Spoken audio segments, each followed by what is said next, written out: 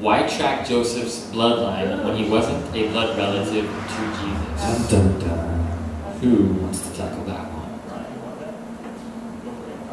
Tackle. I think this was the third of Justin's. Yes. Do you want to answer again? No, go for it. I think you're more qualified because it was your.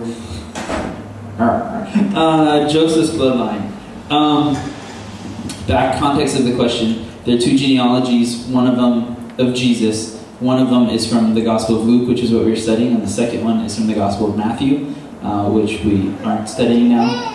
And so, yet when you compare them side by side, they don't match up. Like, it doesn't make any sense. You're like, either somebody's lying or this is not correct. And so a lot of commentators will say that the Gospel of Luke traces Jesus' genealogy through his mother Mary, and the Gospel of Matthew traces the genealogy of Jesus through his stepfather Joseph. And some disagree, but for the most part I would say, sure, that's fine with me. That makes sense. Pastor Gary this morning at First Baptist taught that, and so that's great. He's a very smart scholar.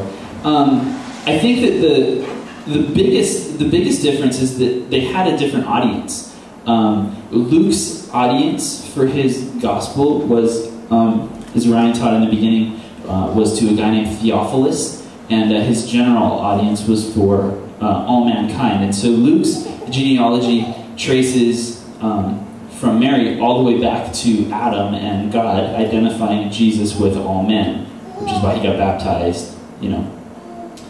And Matthew's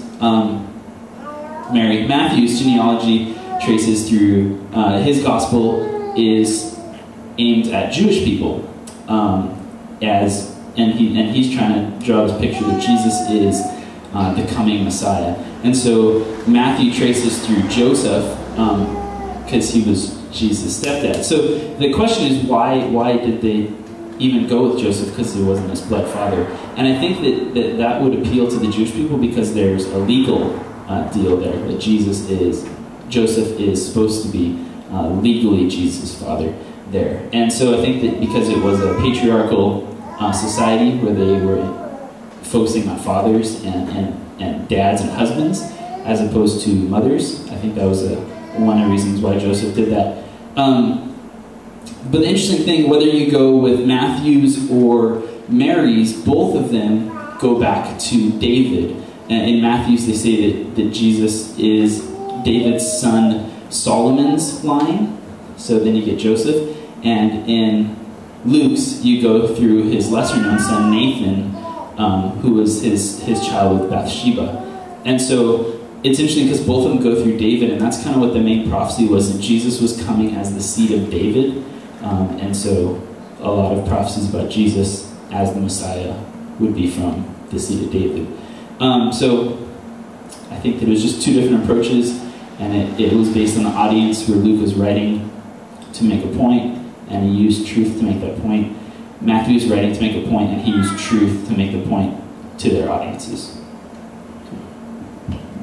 Makes sense. Any thoughts on that? Anybody? Good answer. It's like you studied that.